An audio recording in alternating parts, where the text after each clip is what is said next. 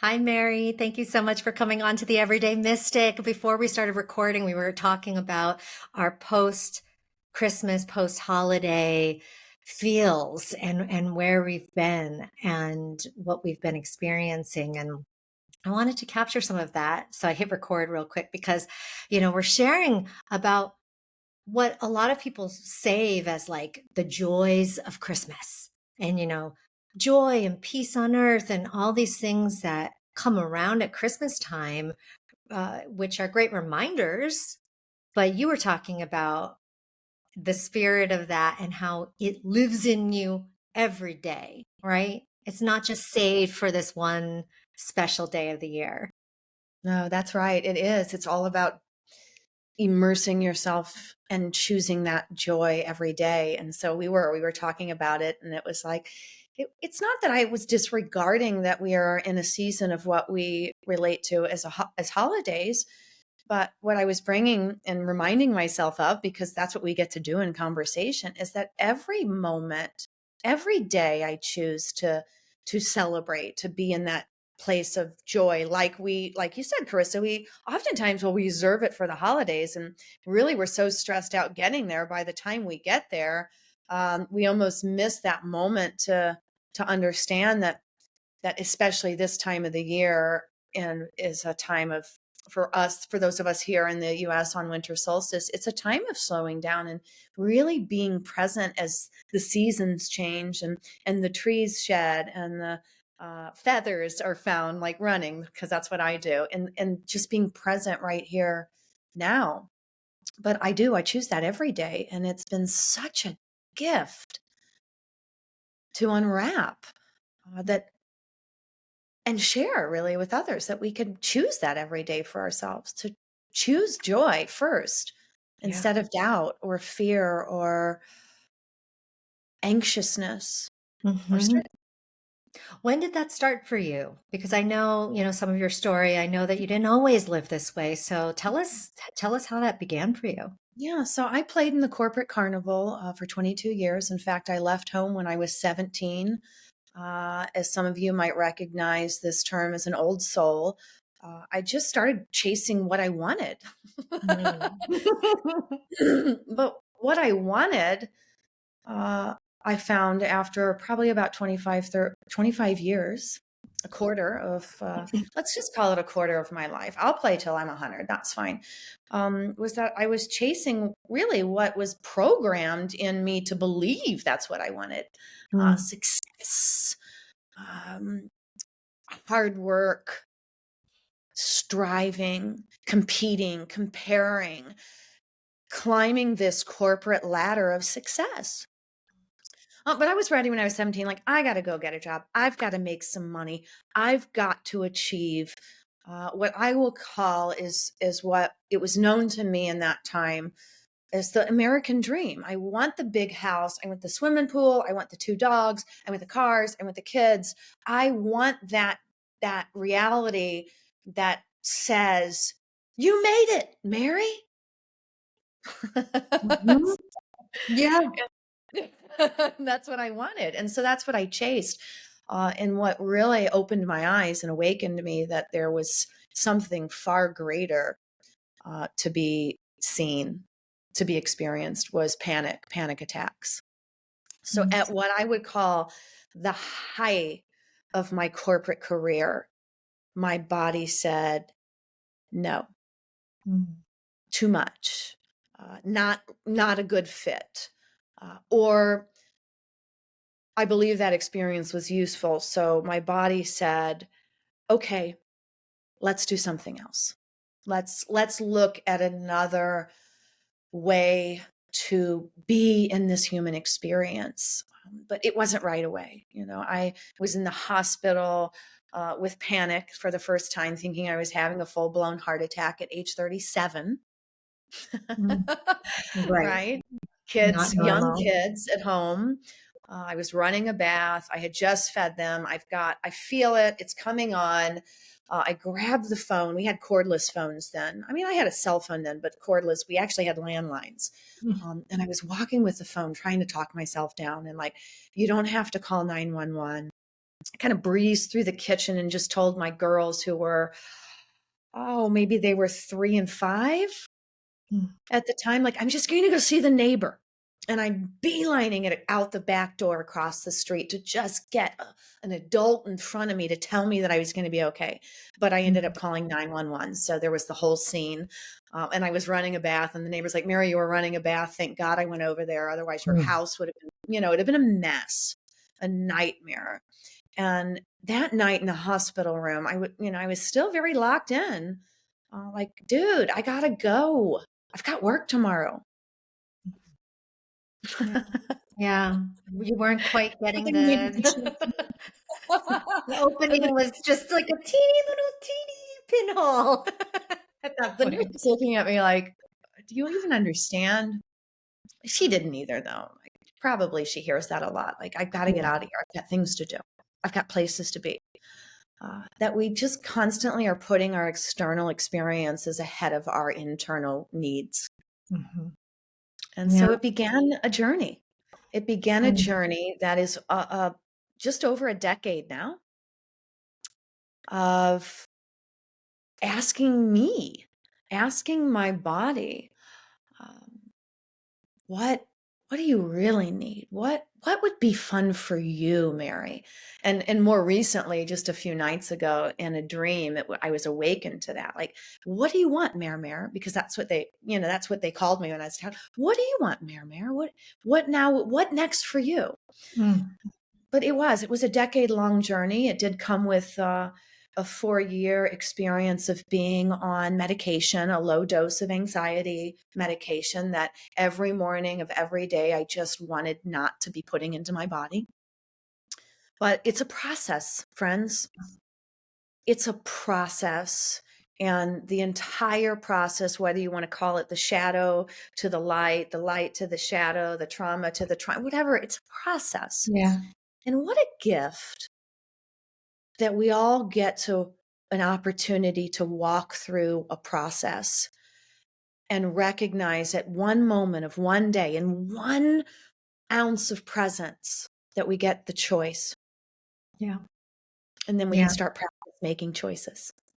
My husband and I were just talking about that the other day of how, you know, medications, certainly like a pharmaceutical medication, like what you were talking about being on, how, we often, if you practice natural remedies and methods, etc., those can be vilified.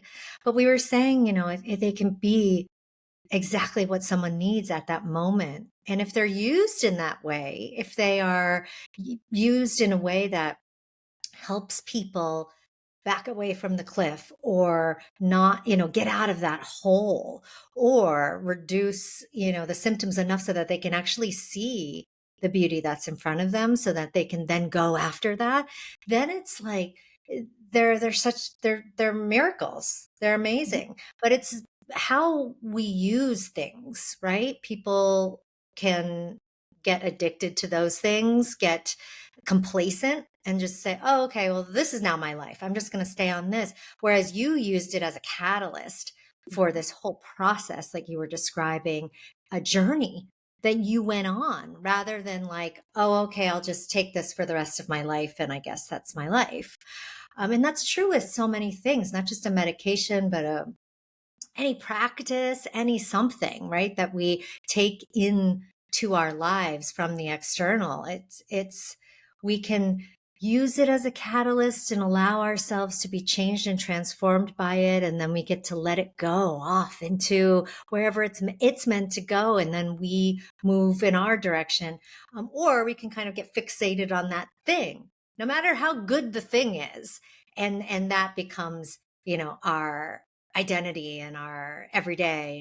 And so no matter what the substance or the externality is, we can go either, in one of those directions. So you chose the direction of allow this to inform me, transform me, and move through me.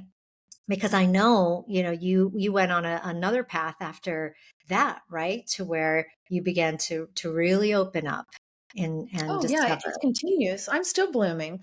Yeah. Oh goodness, I'm blooming for the rest of my breathing experience, because that's what I choose. I choose to ever evolve.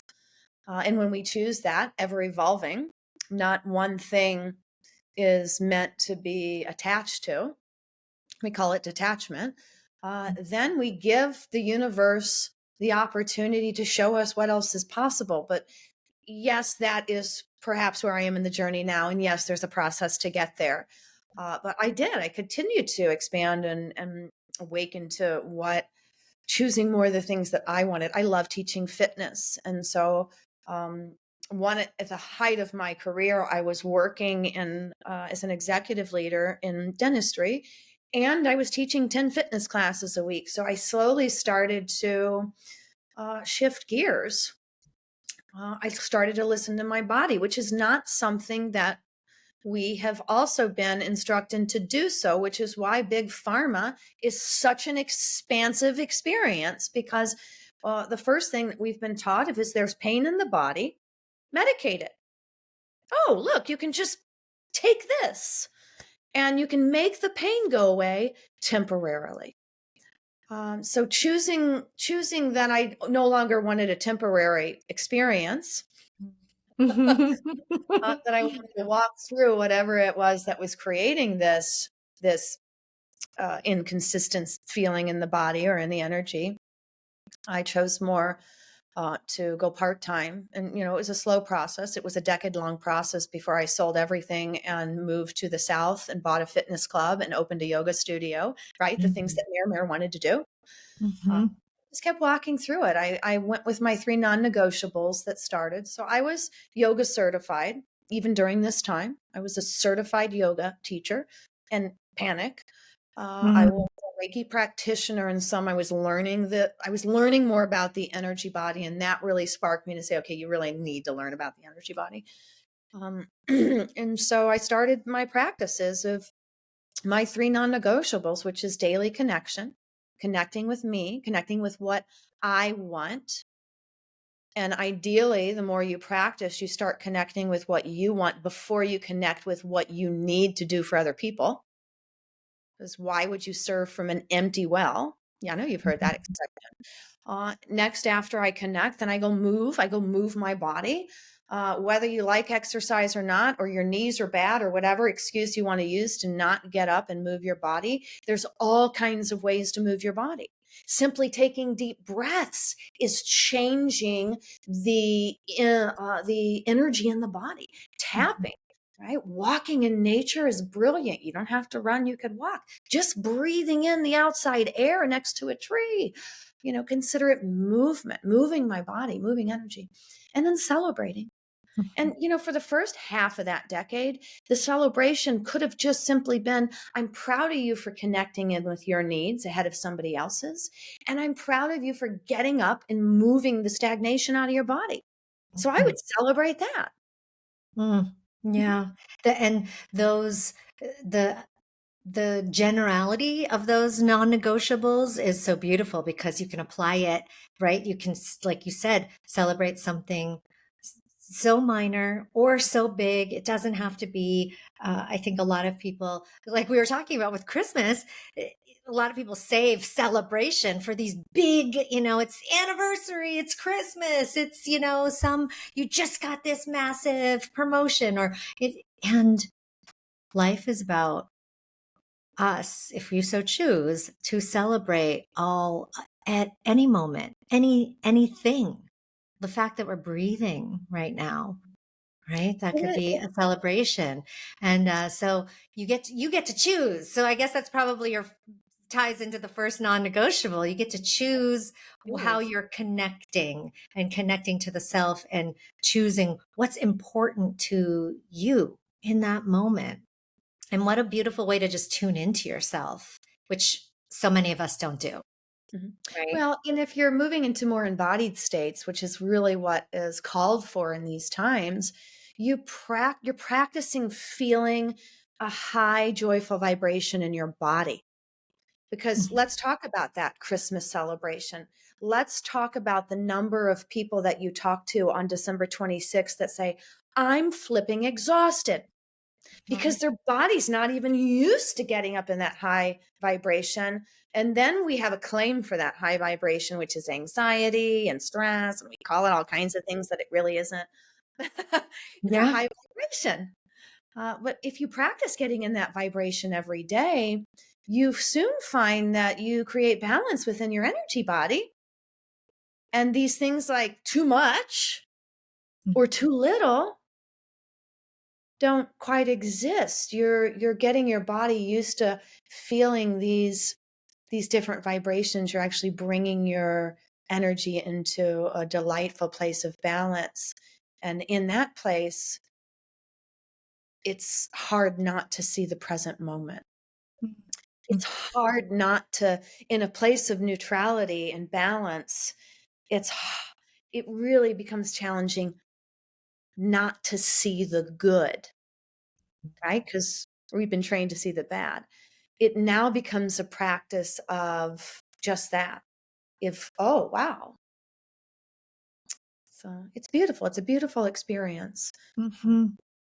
And so much of what's fed to us from the external, from media and all sorts of media, not just news, but all sorts of media. So much of that is that fear-based sensationalism that, keeps people always on their toe, like, what's coming around the corner? It's a monster, it's a terrorist, it's a demon, it's a, some threat, right? There's always a threat. It's a picture from 2018 where the semi truck slid off the road. Yes. Yeah, we're Which, bringing that back. wait a minute. Wait a minute. I get to choose. But if I choose to watch it, I choose to engage in it. I choose to stay at that level Yeah. of breaking down the very beauty of this body and ending my life at an early age. Mm-hmm. Yeah. And I guess just know that it's a choice, right? I hate And to that's say it powerful. that point blank, but that is what we are engaged in. Yeah. No, I love that you put it that way because that reminds us that we have choice. And I think that is people's first step. You have a choice of what you choose to focus upon and surround yourself with and to be in your life. And Mhm. some people, and I'm not just talking about other people. I was like this too, lived in a time and a place where I didn't even realize I had that choice. I didn't have that personal power yet to even know that I had that choice. So many of us live that way. We're programmed to think that, oh, this is just the way it is. This is the way it is, right? I heard that so many times. Oh, that's just the way it is. It's like, no, actually, no, it's not just the way it is. The way it is infinite, and we get to choose, right, what way it is for ourselves. So I think that's a great first step for people. Know that you have choice, and Mhm. then start to choose, start to just, make little choices in something, I think, that is outside of your normal realm of normalcy, just choosing something outside of that and getting comfortable. And the more you get comfortable, the more you start to stretch those choices out and expand, the easier it becomes, right? The easier it becomes to just go like you do and just like, oh, I'm gonna go for a run and just, in the middle of the day and focus on the feathers and just start laughing at, your experience and really be it and embody it. But there's that progression, right, of getting there that can just start with like, oh, I'm just going to make this choice that's slightly uncomfortable, that's a little different than what I normally do, and then they just become easier and easier, right? So you made Mhm. this choice to go go deeper into yoga, and I know that you said you were doing yoga training and teaching even when you were in the throes of your anxiety. What shifted for you? Do you attribute it to your yoga experience or just kind of everything that was going on? Like, what shifted for you to get off the meds and to just really start to embrace the your experience outside of, that version of you? Well, it was all of it. It was the fact that if you want things to be different, you have to choose things differently.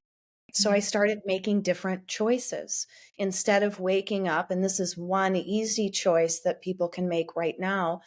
Instead of waking up worried about what I need to do, I just put my hands on my heart and say, show me the way today. What is mine to share? Who can I be? Who do I get to be? But it was going to the mat and being with my body. My yoga practice completely changed. It left the Western hemisphere of power yoga, and it went into a more delicate place of compassion, listening, moving physically, learning to leave force and suffering and move into something that felt softer. Yeah, it may not have looked like progression, which we are competition, like my mat neighbor. But it was every day making these choices. I decided to go part-time, right? I just started doing everything different in small doses. I didn't give up everything at once, but within 7 months of slowing everything down, at that 7 month point is when I was ready to actually turn the key. And I resigned. I moved to the South. I bought a small fitness club. I then, a couple of years later, opened a yoga studio, but I never left behind the three non negotiables. So maybe they started at just a couple minutes a day. And for every day that I would practice, they would extend out more. I prioritized myself. I put me first and started living from what I like to call a soulful place. Not mm, selfish, not selfless, very soulful. There is one person that knows what I need, and that's me. mm, mhm, And I turned off the TV. I turned off the radio. Like this beautiful story that has been built around us is not the beautiful story that everybody has to live. In fact, there's a story inside of you. mhm, And when you just keep going back inside and asking you, what do I want? What do you want? It's not a selfish way to be. I understand that we come from a platform that tells us it is. I understand. But I also understand what that broadcast is too. So mhm, it's are you just go if you keep choosing that broadcast, you're going to keep things are going to keep showing up for you in the broadcast or the story that you're choosing. It's only when you decide to choose a new story, a different story that yes will feel you will call it uncomfortable because you don't know how to call it anything else because it's new. But it's the one thing that lights a fire in you that allows you to trust that the new is actually living. That coming from a place of unknown or going into a place of uncertainty is really going into what you had mentioned earlier, Carissa, infinite space to create. Instead of letting somebody else tell you how to create your life, the only difference to that, the only difference to letting somebody else tell me how to create my life is me creating my own life. mhm. There's Right. not an in between. There's not a middleman. So I'm either letting somebody else create it or I'm going to put my big pants on or my little pants on or my tiny little two top on or whatever. And I'm going to create my own life. And it first starts with saying, what do you want? Mm. That's a choice. Like, okay, maybe I just start doing that every day. What do you want? And maybe it feels funny. And then I don't do anything else after that. Mhm, But you've made a small change. Trust me, just do it every day. You know what I did when I wanted to start doing every day? Because I look at this every day, right? This phone, mm, in case you're not getting a video. I look at my phone. So I put in my phone calendar a mantra, an affirmation. What do I want? Put your hands on your heart. Every day it goes off at 7 a.m. Put your hands on your heart. What do you want? If I don't do anything else, whatever, then I just walk away and I go right back into my old routine. I've still shifted something. You bet your bottom dollar, and I'll say that from a financial place. You bet your bottom dollar you're going to see something change. mm, Invitations are going to move towards you differently. Life is going to start showing up differently. You may forget that that's the reason why it's happening, and that's okay. People forget these offerings all the time, but it does. You've made a small change. It just takes a small change. It just takes a small thing to trigger you right now too, right? It's Mhm. no different. It takes one small act of self-love and kindness and compassion by just saying, who do you want to be today? Who do you get to be today? What can I, even opening up that, what can I create for myself today? Sure, it sounds funny if you've never asked yourself that, but at least you've just told yourself that, oh, I have a choice. You know, Mhm. just these little things, even if you don't know where they lead, I promise you, these little sayings will shift something in your external environment Yeah. because you're changing. And when Yeah. I change, everything around me changes. I'm not making it change. Although we are master manipulators. Also, you could say I'm a master manifester, whatever, it's the same thing. We Mhm. all we all came in with that. Mhm. But you just, when I change, everything around me changes. And it's not because I'm telling it to change. Because that's what we've been doing, telling each other to change. No, I just change. Mhm. I say, well, I used to look at that comment that so and so just made and take it personally. But now I'm going to look at the comments that I hear outside of me and just observe them, witness them, instead of taking it personally. Why do we take everything personally anyway? In fact, somebody's projection is just something coming from them. It has nothing to do with me. Mhm. But yeah, Right. just Yeah. everything different. Everything gets to change. And then I play with it. And then if I don't quite like the change or I can't settle into it, I go back to the drawing board, right? I continually focus on how I can be the very best me. Mhm. And Yeah. that inspires you. Yeah. Yes. Instead of me And saying, you know what you should do? right. I just say, you know Right. what you should do is think about you. So it's interesting, but it really did start the mat, the panic, the mat, the compassion of self, the understanding from that place that I could choose. I could actually choose to do whatever I wanted because it's me that's going to make it expansive. It's the passion in me that's going to create infinity. Yeah. And you also are the one that's responsible for the outcomes, right? Which I think is another point of where someone could get freaked out and be like, I don't want that responsibility.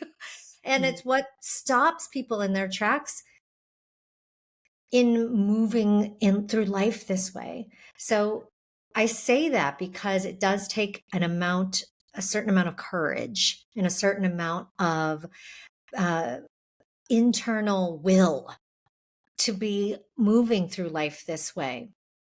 And if you don't feel like, listeners, you have that kind of courage or will, that's when supportive people like Mary, like any single one of my guests who's been on the podcast, like myself, can support you in.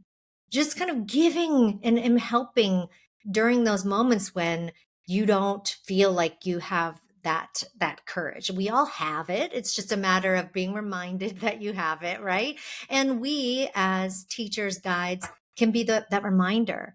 So I want to point out Mary's book because she wrote this beautiful 33 affirmations book that is such a gorgeous reminder to self about what to focus upon. So if you're feeling like, I don't know what to say to myself, like this is so awkward and feels weird to say these things to myself, then you've got this guidebook that can help you in something to say to yourself.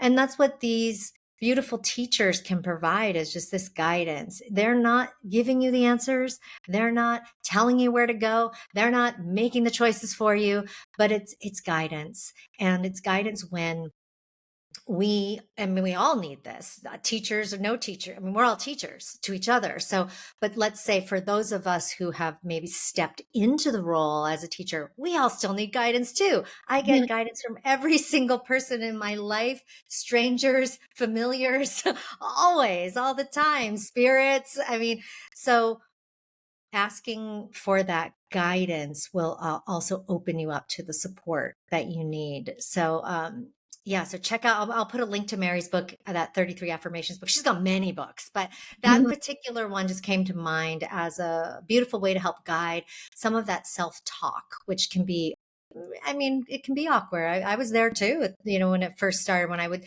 look at myself in the mirror and say, I love you. Ugh, it was so awkward at the beginning. And now And we it's just don't like know any better. Yeah. common. We don't know Yeah. any better. That's what you're saying. It's good to surround yourself with people that maybe have a vibration or be a certain way that you admire. It starts with that because you have to change your program somehow. You have to start reading different things and listening to different voices.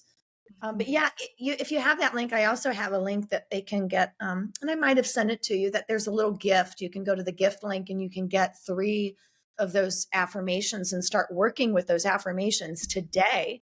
And like you were saying, Chris, it does sound funny, or it did. It sounded really funny, like you said the first time. It's like, okay, look at yourself and tell yourself you love yourself. Or in yoga, like hold your knees and tell your knees that you love them.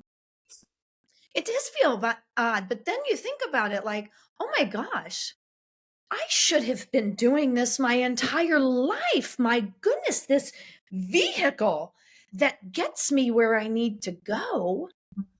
And it does. It just becomes a new repetition because Yeah. it certainly feels easy for some right now to say, I'm stressed. It's no different. You're going to say something. You're going to speak to yourself in some way. So why not say, I love you? And now for me, it becomes songs. Like I'll just start singing songs to myself or holding parts of my body, like and singing to them. That adoration of self, it's just a different practice. It's just instead of practicing self-hate, I practice self-love. Nothing in between. I just choose the other. Yeah, Yeah. right. And we're mostly conditioned in our upbringings to self-criticize and self-hate. Even if, so to your point, we are saying something to ourselves. So you might as well say something that is supportive and loving, because otherwise, most likely you are saying something that's hateful or critical or, a put down, right? Like, God, look, I ate too much at the holidays and oh, like, right. And you're criticizing your Instead of body saying, my tummy was so hungry. yeah. You could just say that. And you could look at anything that you say to yourself that makes you laugh or brings a smile. Start tollowing up those points. Like start keeping track of that. You get more points, in fact, if you say something to yourself that really makes you laugh. It's, Mhm. it's just, that's the start of it.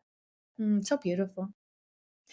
What is it that, you know, after you do these non-negotiables and, you move, because I know you do sometimes do them very quickly in the morning and you're just Mhm. like, you move through what let's say, as you move through the day, are there other things outside of that kind of keep you on track? Like if you feel like, ooh, okay, I'm getting off track, I Mhm. might be feeling a little, I don't know, angry or whatever it might be. Like Mhm. what are some ways that you can kind of come back to So, yourself?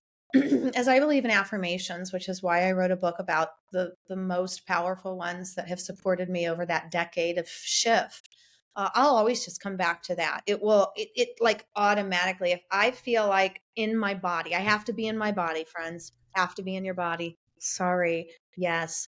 If I feel in my body that things are going astray, I'll claim an affirmation in the middle of the day if I need to. I'm always concerned about how I'm feeling. It is my priority. Because if I don't cater to how I'm feeling, then I'm not being responsible for how I'm being. So it's definitely shifted to a place where I'm always concerned for what something feels like. Mhm. Sometimes I'll just stop everything and just say, here I am. And that brings me right back to the present moment, because in the present moment, that's where life exists. It's only existing right there. And anything beyond it, I create from that moment. And this is true. Anything from, so I'll just say, here I am. I know that sounds silly, but here I am. So I just bring myself back by saying words like that. Uh, here I am. What does that, practice it, because what does that do when you say it? It brings you back to here. And that's, so I just use these things that I know to bring me back to now. Mhm. Now is the most important place that we're being, because each moment is impregnated with the next. So yeah, sometimes I have to use certain affirmations multiple times a day. Sometimes I stop and I look up at the universe. If it really feels unjust for me in my body and my mind, if I'm really like, I'll look up at the universe and say, what is this? Show me the way through this. But if I say that out loud, what I'm really doing is saying it to myself. So my body hears those vibrations and automatically takes action. Do you know how powerful being in a human body is? I can teach you a lot about that this coming year, but it holds a lot more power than we have given it credit for. So I just come back to my body. I'll use one of my affirmations. It's not likely for me to have to go through my whole routine again, but if you have to go through your whole routine again, guess what?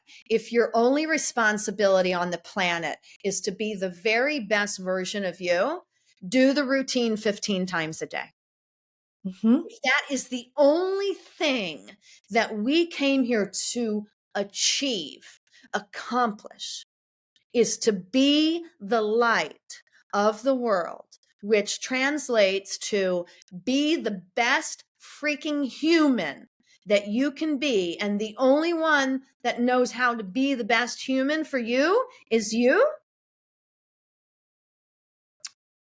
Keep making the choices until you feel like you've gotten there. And what does that look like? What Mhm. does that look like? What does my life look like? Invitations that move towards me are always a yes. I don't see anything else. Okay, this is true. This could be like, and I can hear you, like you need boundaries. My boundaries consist of me caring for me, making sure that I do the things that I want to do. I want to do. I don't know what my needs are until I know what my wants are. How do you know what you need if you don't know what you want? Turn the table. I'm turning the table with you now. You're getting something out of this. Ask yourself that. How do I know what I need if I don't know what I want? If I don't know what I want, should I be angry? No. You know what I did with that? I surrender. Then I let in. If I don't know what I want, then I let in. Invitations that find my eyeballs.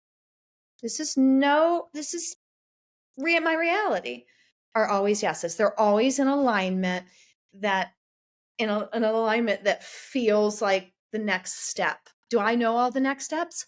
No. Do I need to? No, because if I knew all the steps, I would manipulate them, because you, me, we are master manipulators, right? Are you following me? It's like a lesson we're going through right now. How do I know? The things that show up. Oh my gosh, that's exactly what I was asking for. Pay attention to when that happens for you. Don't discount it. Mhm. Don't Yeah. discount it. When you change something, don't discount what reflects back. Mm. So that's what it looks like. Opportunities, there are limitless opportunities for me to say yes to. Nothing that I comes across my plate that grabs my attention, mind you, because I'm responsible for my attention, is a no for me. I feel it. I feel it in my body. I feel it. I feel it all over me. The things that get me closer to being more of me show up for me. Does being me ever change, or does it evolve? Yes. Can it evolve in an hour? Yes. Do I punish myself because I thought I wanted that and now I don't want it anymore? I thought I wanted to stay in this career. I thought this was the rest of my life, but that's not what I want anymore. Do I punish myself for that? No, I congratulate myself for recognizing that I want to try something new. Mhm. Yeah. Yeah. Right. I mean, and that self-flagellation is so common again in our culture, to where someone told us somewhere along the line that you had to have all your shit figured out when you were like 7. And then if it changes, okay, you're given till 18. And then it's like, you better have it figured out. And for some reason that you get points if you have it figured out then, and nothing ever changes, and you seem like you're this solid person, but inside you're just dying, right? So there isn't this same invitation to evolve. It is this become that, make a choice, and then we're rewarded for sticking with the choice, not with, as you said, moving with our own involvement, and understanding that we are an ever evolving, and also that we have infinite choices to make at every moment. We really do. There is opportunity in everything. You just have to train your eye to see it. Mm, How do you train your eye to see it? You look at things different. You mm, decide to change your perception. I'm important. What I want is important. Who I am is so important.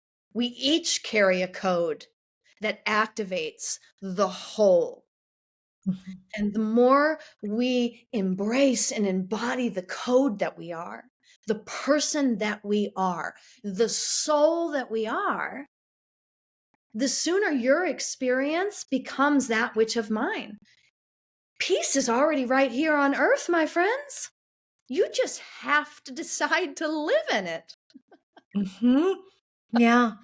And feeling that, let's talk, because we've talked a lot about embodying all of this. And it's important, I think, for people to understand that the body, and your body, it's the filter, it's the calibrator, it's the beacon, it's the, this vessel and vehicle for which to experience this life. And we use it to measure, right, whether or not something is a yes for us or a no for us. So we feeling it in our feeling and understanding what that feels like for something to be a yes, or what it feels like to be a no.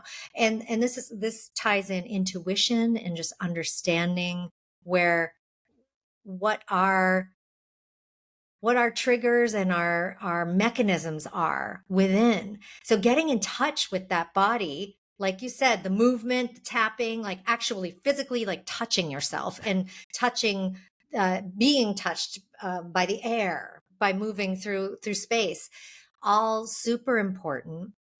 What other things? I mean, I think this is why yoga and movement practices, of course, are so important. But what other things would you recommend to people to really get into a place of clarity within their body, that because we're using it so delicately for this process of choosing?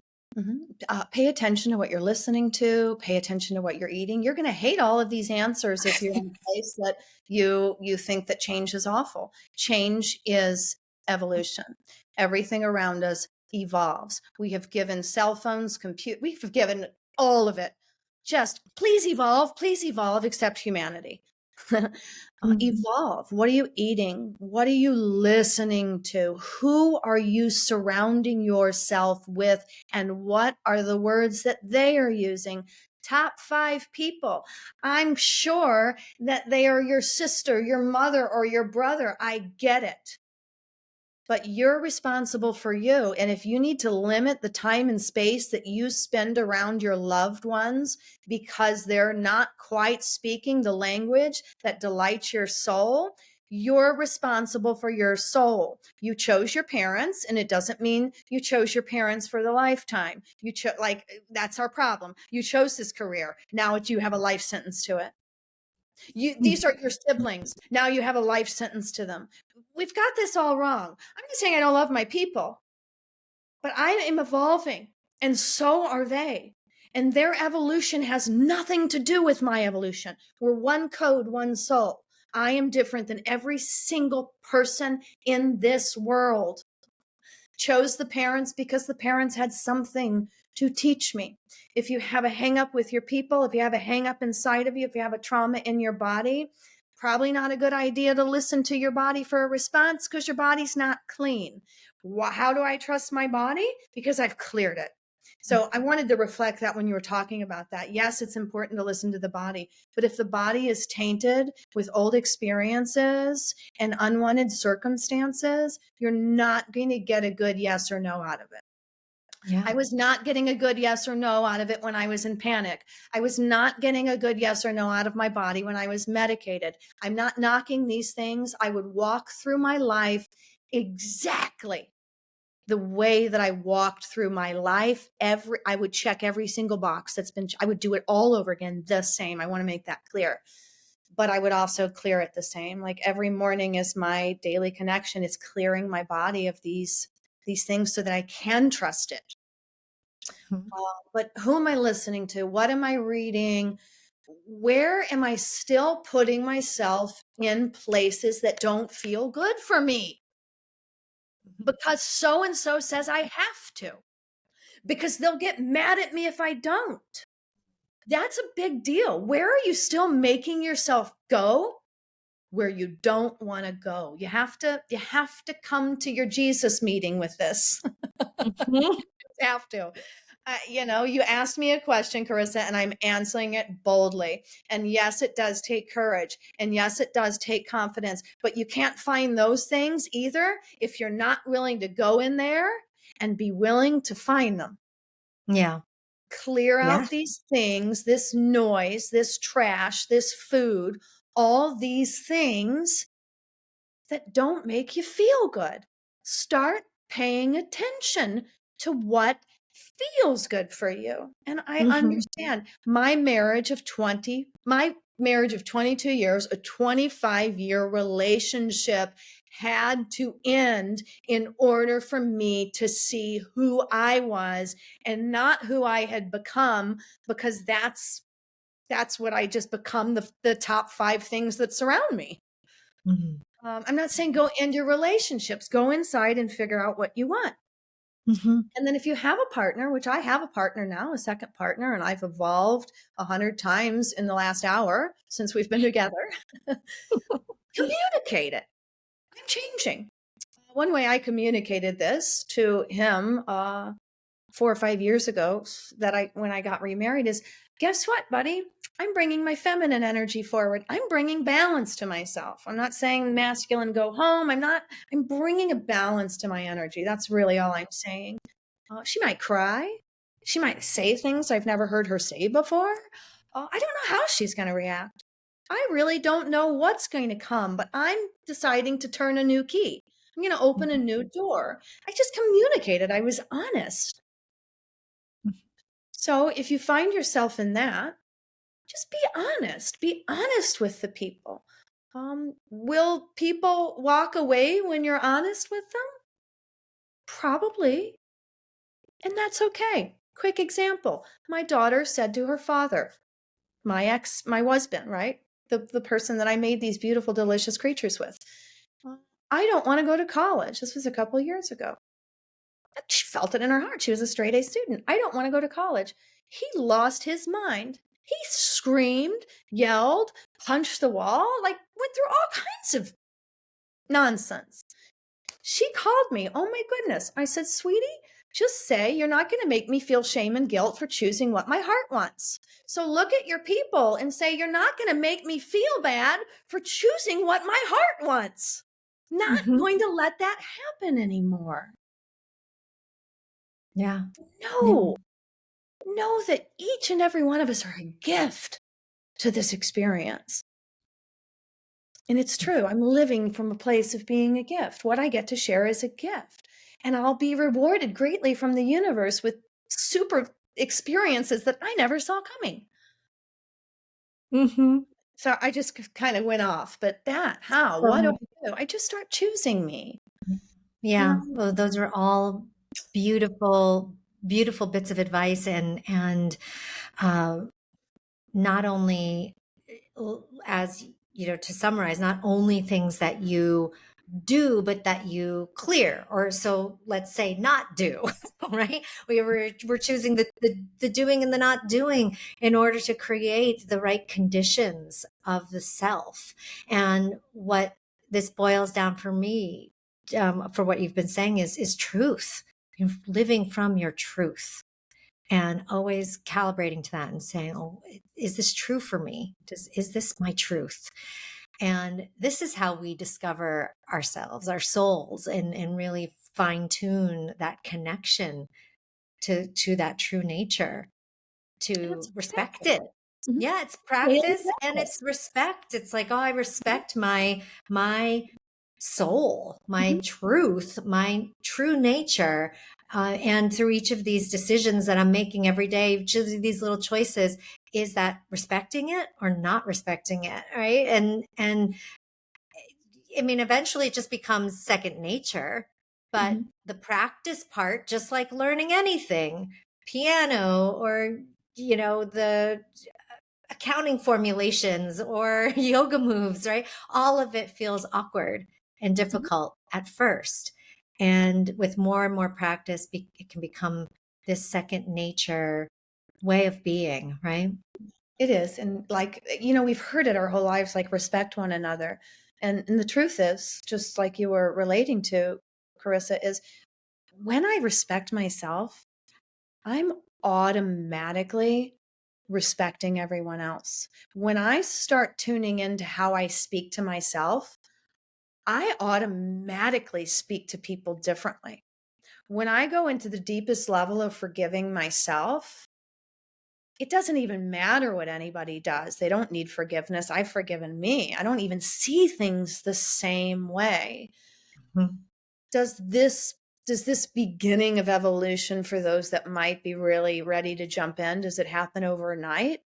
Not necessarily. It's a daily practice. I still practice all of these non-negotiables every single day. In fact, what started with 3 minutes a day is now 4 hours a day before I ever talk to anybody, Mm. before I ever bring myself out, is to be this.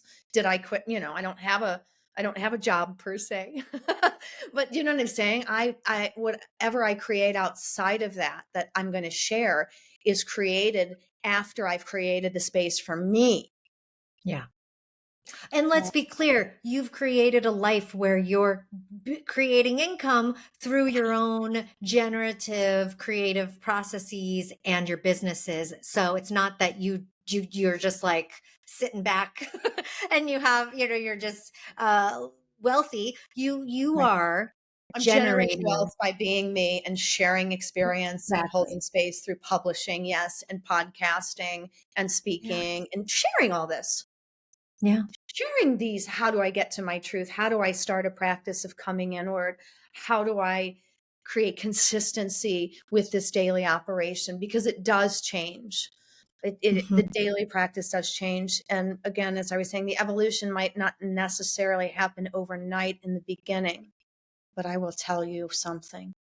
Once you've really gotten into the flow of it, evolution happens in a minute, in an hour. It really becomes um, like the cells. They're just constantly turning over, right? And Mhm. they're just constantly turning over. More excitement, more people to share with, more to share, more joy, more frequencies of freedom, more playtime that maybe we once would say was work, but it's not. It's playtime. It's talking about the things I love, being engaged in the things that I love, Mhm. Yeah. and making Thank money you. with that. Yes, Yes. absolutely. And thank you for the reminder that it's a progression and it's work. Oftentimes people hear someone like you or me or anybody that's come onto the podcast and where they're at now and think, I can't get there or I'm not there. So therefore, I can't live this life. And none of us were here immediately. All Mhm. of us have had this progression too, and will continue to progress into and become and evolve. And, so wherever you are on this journey, jump in there. Mhm. Wherever you are, take a next step. Wherever you are, open yourself up to, a bit more of yourself and start to take these little bites, right? Little bites that lead to you consuming and filling yourself with exactly what you want. But it all starts right with those little steps. Thank you so much for sharing your truth, Mhm. sharing your passion, sharing the beautiful insights that you've discovered over life, and thank you for continuing to put that out in the world through your books, through your retreats, through the work that you do to support others. So I'll make sure all those links are in the show notes so people can connect into your energy, and also get the guidance that they might want to receive from you. Is there anything that you'd like to leave the audience with today before we sign Mhm. off? I just always like to leave it with this. Let it be easy and fun. Just call that in every day. Let it be easy and fun. Doesn't even matter what you're asking for. Let it be easy and fun. And as you just related to Carissa, it is, to summarize the journey, it was corporate, it was yoga, it was Reiki, it's now publisher, retreat facilitator. Like, it was a 20-year process. Really, it was a 47-year process. And I'm still blooming. Yeah. We'll continue to bloom, and we'll continue to enjoy watching you bloom and experiencing it. And thank you so much again, Mary. Thank you, Carissa. And thank you for listening.